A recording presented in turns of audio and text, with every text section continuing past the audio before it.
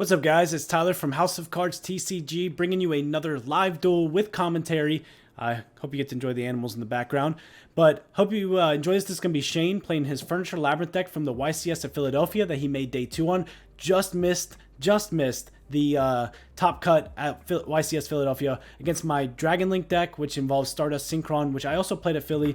I would have made day 2, but my 3 losses all came to Cashed Heroes. Just a bad matchup, bad call there. But this has been really good content for you, and I appreciate all the support. If you enjoy these content, like these live duels, please like and let us know down below. Subscribing is huge, helping us get to 4,000 now. It feels great to say on the road to 4,000. But help us get to these different milestones would be huge, and let us know that you like these live duels, because I know that there's a need for live TCG content that's actually competitive and you guys get to enjoy. So with all that being said, this is Shane with his Furniture Labrynth versus my Dragon deck, Dragon Synchros, and let's dive on in. House of Cards TCG.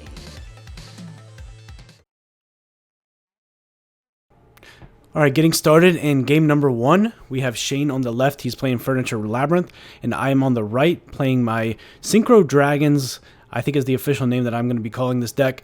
So Synchro Dragons from YCS Philly. This is the same list with just a few updates. Obviously can't play Gamma at 3. Instead, I think I put Veilers in. I might have put Talents in the deck as well.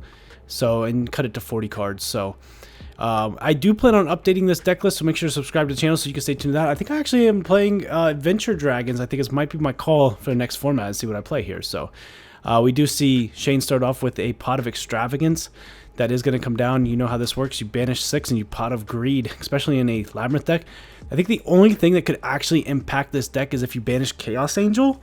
And not that it matters anymore, but you used to never ash that. You want to save your ashes for the welcomes. I think that still is correct for this next format, even with Gamma out of it. I still wouldn't ash the Extravagance because ash is just way too impactful on their engine. So we're going to see the Ariana come down. He's going to activate the effect. Let's see if I have a response, like a Veiler or an Imperm would be great on the Ariana. And I do not think I do, so he's going to go ahead and activate the Clock, and then that's going to go ahead and set, I believe, is a big welcome. I do have the Ash Blossom in hand, so we're going to ash the big welcome there. He's going to set Skill Drain, set Imperm, and he's got 2 ashes in hand, so this should be pretty good for the Dragons here. Let's see what happens. We're going to go ahead and activate what appears to be a Baldrake, banishing the Clock, because we do not want Clock to revive itself. So that's always good to get the furniture pieces out of the graveyard, and whenever you can, Stovey, Clock, and the Chandelier all revive and stuff, so or add back to hand. So you just want to get Bystial those as soon as you can. And so we have an Imperm and a Skill Drain with an Ariana. So let's see, we're going to go ahead and activate the Regained, and then we're going to go ahead and normal summon out the Ringo Worm. So we seem to have added a 1 of in our hand, which is Ringo Worm. Next format, let's see if that card goes up now that with the Assault Synchron coming out, which could be a huge plus to this deck. We're going to go ahead and make Scarlight here. I think that I did this so that I could go ahead and banish the Ringo Worm. This allows me to get a Synchro Summon done. And since I Synchro Summon, I can banish Ringo Worm from the graveyard, and that will allow it to bring out a token. Then we're going to go ahead and activate Regained, putting Ringo Worm back at the bottom of the deck and drawing a card. So we have now what can be a Synchro 10. And let's see what Shane decides to do here.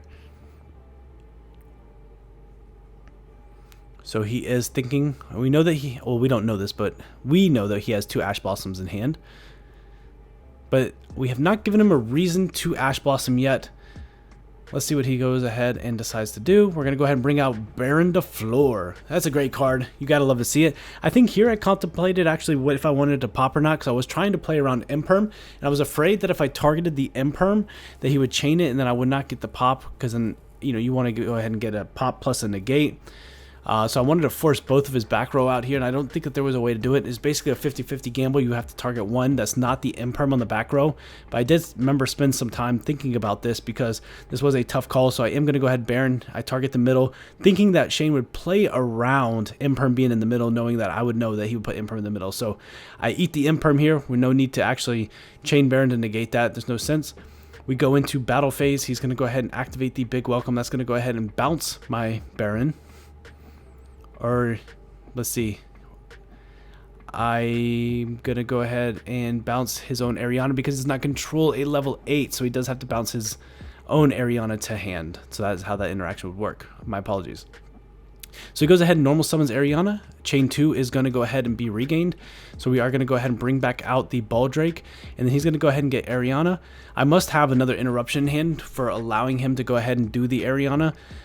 That must be why I didn't negate it. Saving the Barone to negate that skill drain on field is going to be insane. So I'm assuming that I probably have another Ash in my hand if I allowed that to go through.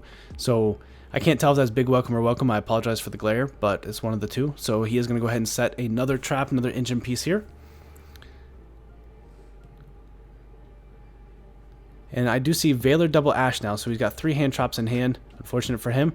And so we have skill drain, a big welcome or a welcome set, along with an Ariana. So we're going to go ahead and draw for turn. Let's see what he goes ahead and does. And we're going to go ahead and activate the Barone. And we're going to target the skill drain.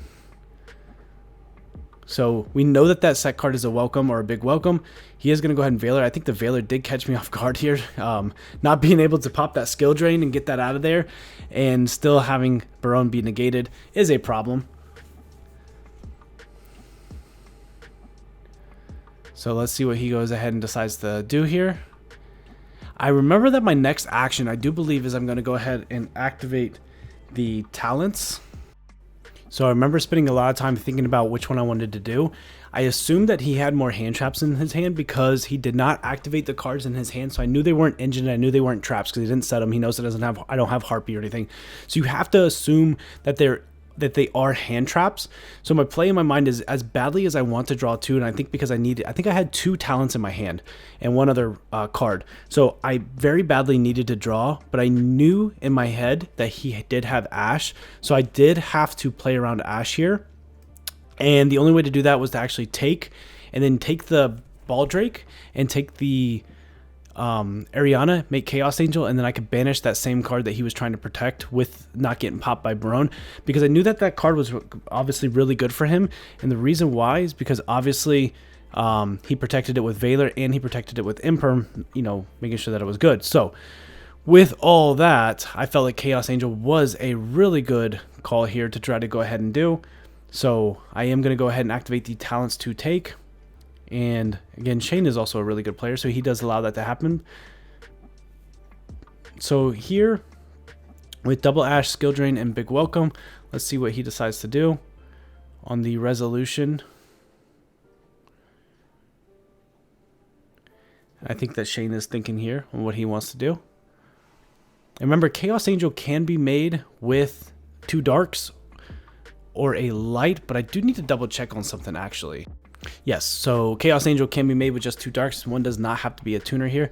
So we are going to go ahead and target that card to try and get rid of it. And he is going to flip Skill Drain. Yeah, he should have took it. Yep, he's going to take 1,000 for that. So now Skill Drain is going to go ahead and negate my Barone and negate my Chaos Angel. And then I think I'm going to have to go to Battle Phase because I remember I have another talent in hand and some other non-engine card here. So he is going to go ahead and activate his trap, big welcome. I do have the Ash Blossom for that card, and that is going to be enough, and that makes sense why I let the Ariana go ahead and go through with Regain and Chaos Space in hand, Ravine and Chaos Space in hand. But it makes sense why you let that Ariana go through and not negate it with Barone, and that reason is because I did have another Ash in hand for his engine, so that's obviously enough. So we are going to see Dragons take game number 1. Now let's go into game number 2. We're going to have Shane going first again. All right, starting off game number 2, we are going to see Shane go first. He's going to start with the normal summoning of the Ariana, and that looks like it is going to go through here. So that is a good start, obviously, for our Labrynth player. Being able to get the normal summon of the Ariana. And it looks like he's got big welcome, maybe even welcome, but we are going to see a Stovey come down. Stovey's going to go ahead and send the big welcome. That is going to probably set a welcome Labrynth there. And then we're going to get the what appears to be the Ku-Clock to summon back. Now we're going to go ahead and activate Big Welcome Labrynth. Sorry for the glare. I do apologize. It's hard to see these cards. But we are going to see a lady come down. Lovely lady. And so that's going to go ahead and bounce the Ku-Clock back to hand. Now we're going to get Lovely effect. Lovely is going to go ahead and pop a card in hand.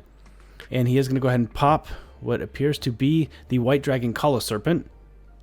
Then he's going to go ahead and get the Stovey to summon itself back. He's going to get Lovely effect. He's going to go ahead and reset the Big Welcome Labrynth. And then he is going to set another Labrynth, and he does have Ash Blossom in his hand, so this is a good start for our Labrynth player, obviously. All right, let's see what we could do. We got 5 cards in the hand because I already have 1 ripped. And let's see what he goes ahead and starts off with. I think we're just reviewing something here. So we have to get rid of the Lovely because we know that it's going to pop another card in hand. So we're going to go ahead and start with a Twin Twisters. And we're going to discard the Ringo Worm. And we're going to target both back row here. He is going to go ahead and activate the Coup Clock. And then he's going to go ahead and activate... Let's see. I know he's got Big Welcome and Welcome, so I'm assuming that he's going to activate both. So he's going to start with the Big Welcome. We're going to go ahead and Ash that, and then he's going to go ahead and chain the Welcome Labrynth. And I do believe that we take this back because we realize that Lovely is activated or up on the field. And when Lovely is activated, you actually cannot respond to the normal traps with monster effects. So I actually couldn't have Ashed that, and we do catch that. So we take that back and we put the Ash back into the hand. So he's telling me that, hey, Lovely's up. As long as Lovely's up, you can't respond with monster effects. So that does put Ash back into the hand, and it actually allows him to activate the Big Welcome as Chainlink 1 and Welcome as Chainlink 2. So Lovely is actually a broken card because he's going to rip another card from my hand when he does this. So unfortunately, I put Twin Twisters in because I wasn't sure if Cosmic or Twin was going to be better this format, so I did put Twin in, and we're going to see the Lovely come down, or the Lady, I apologize. And we are going to see, I think that's Chandelier, come in. So I discarded 1 off of Twin Twisters. There's 2 cards. He ripped 1 going first, so there's 3 cards. And then that leaves me with 3 cards in hand. You know, 1 is Ash. And so you're going to notice here in a second, he's going to go ahead and activate Lovely again because a card did leave the field. So he's going to be able to rip another card from my hand. That's 4. And that's going to leave me with 2 cards in hand, which is insane when I've only played 1 card, partially because of Twin Twisters. And it's going to be hilarious when you see what that card in hand is. He's obviously got control. He's obviously going to win this game. It's very obvious, but he's going to rip that card. And it was a Stafford that came out. And as you can see, the only card left in my hand is Ash Blossom and an unknown. And that unknown card is, I think I'm about to show you, is Fallen of Albaz, which requires me to discard another card for cost, which is relevant because there's nothing that I can do with this hand because Twin Twisters took a card, Albaz took a card, and Lovely ripped 2 more cards from my hand. So my whole hand got ripped by Lovely and my Twin Twisters and Albaz. So actually insane. So Shane is going to go ahead and win this. We're going to resolve Albaz, but it doesn't matter because Lubellion comes down. I don't even have a card to discard. He doesn't have a monster from the extra deck up. Can't even get Mirror Jade out. So it doesn't matter. And we're going to go into game number 3 with tied 1-1. And let's see who's going to take game number 3. Alright, diving into game number 3, this is your friendly reminder, please subscribe to the channel, and if you enjoy these live duels, they're pretty competitive. Shane and I are very competitive players, so there shouldn't be a lot of misplays, there should be a lot of high competitive level content.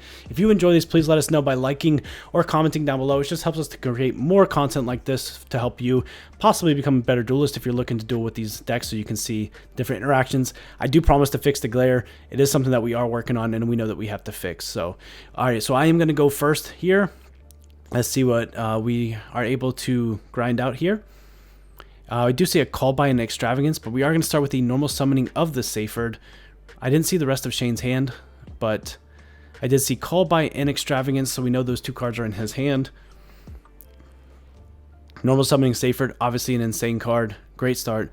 Oh, he is going to go ahead and imperm. So if you don't know, Saferd activates its effect to tribute for cost, but it's an activated effect, not on summon. So you can imperm it, and that prevents it from being able to activate. It can still tribute itself for cost if you need to get into the graveyard, or tribute a monster from your hand if it needs to go. But imperming the Saferd was really good, and it was enough to stop us. It must be a poor hand for us. So we are going to be setting 1 and passing. Shane's going to go ahead and activate the Extravagance. We know how this works. Banish 6 and Pot of Greed. And so this is a really good start for Shane. Bad start for us, unfortunate. May have bricked on this hand, which you do hate to see, but I'm sure I'll show it at the end of the game here. So we're going to see the Field Spell. The Field Spell is just so cracked in this deck too. Being able to just pop a card at the end of your normal traps activating is just crazy. So the Field Spell, being able to activate that. He said that that was one of his MVP cards from the YCS. If you didn't know, Shane made day 2 with this deck list. He said that it was MVP card was the Field Spell because people just forgot how broken that the Field Spell was. And we do see some Bystials in his hand, and we know that Bystials are tough for us because he does side into Bystials, and it does appear clear that he opened up quite a bit of Bystials in his hand. We see a Magma and a Druis, I do believe. So we're going to draw for turn. We still have our Seyfried on the field, which is good because now we can activate it. It's no longer under the imperm, but he is going to go ahead and activate Welcome Labrynth. I do not believe that that's big welcome. I do think that that is welcome. You get a little peep at his deck list here. He did keep Drollin against me, which is pretty interesting, but we're going to go ahead and bring out Ariana. We're going to imperm the Ariana, and the field spell allowed him to actually pop my Seyfried, so he's going to go ahead and do that before I'm able to activate Seyfried's effect. He must have done that in standby, but the field spell does pop my Seyfried when he activates that Welcome Labrynth, gets it off the field, so I can no longer resolve its effect, or use its effect. We are going to start with activating a Regained, then we're going to go ahead and activate Magma effect, probably targeting Seyfried. He's going to chain his own Magma, and then he cannot activate his own Magma because I do not control a monster, so it can't be a quick effect. So we're going to go ahead and activate Regain. That's going to put Seyfried on the bottom of the deck and draw a card. But now his Bystials are live because we do have monsters on the field. We are going to go ahead and activate Chaos Space, pitching the Stardust Synchron. This may have been a misplay on my end because I probably should have made it so that he can't activate any of his Bystials. And maybe I should have played around his Bystials, but at some point, monsters are going to go to the grave. He can still activate it by banishing his own Ariana. So I assume that maybe I should have read that I can't do anything because now the Black Dragon is no longer alive. Maybe I definitely probably should have ignored that. I also was not expecting a second Bystial, so that makes a big difference too. Or maybe I had talent, so I was looking to just draw 2 cards here or take. Let's see what I decides to do. I think I am going to go ahead and draw on this talents, or I do take again. Probably playing around Ash, knowing that he has 2 more hand traps in hand, since he didn't set him and he didn't play him. So, but nope, he's just got 2 more Magmas in hand. Actually, that's kind of crazy. So here we take the Ariana and we do take the Magma. I assume that we're going to make a Chaos Angel. Chaos Angel is going to go ahead and banish. Assuming probably the back row would probably be the best option. I think I am thinking on the target here.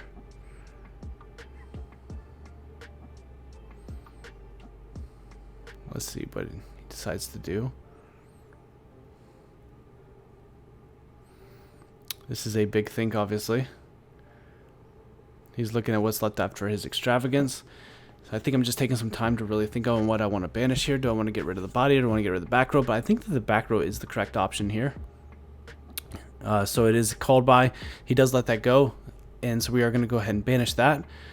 That does help us out quite a bit. We're going to beat over the Magma, keep our Chaos on field, and in phase we're going to go ahead and both search. I'm assuming we're both searching a Druis Worm. So he had 2 other Magmas in hand. Now he's going to go search a Druis Worm. It's pretty good for him because now he's got 2 cards that he can go ahead and activate. So let's see how Shane navigates around this, going against on his turn. So we do have a Chaos Angel only made with darks, can't be destroyed by battle, but still can be outed by monster effects. At end phase, he is going to go ahead and special summon out the Druis Worm.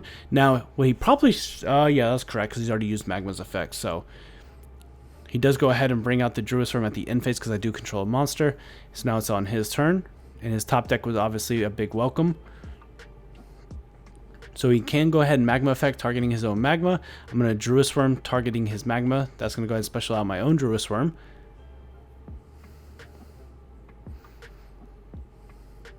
And that prevents his from obviously being able to be summoned because I was able to activate mine. I think that what he can do here is he can crash the Druis Worms and then he can out my Chaos Angel. That's probably a really strong play for him. I think that is what he is going to do. Go into battle phase, crash the Druis Worms, then he gets the Druis Worm effect, and that can go ahead and send the Chaos Angel. Now, my Druis Worm does not get destroyed because it can't be destroyed by battle, because it was that resolves on all monsters. So all monsters can't be destroyed by battle, so it does keep my Druis Worm live. So that is something to note there.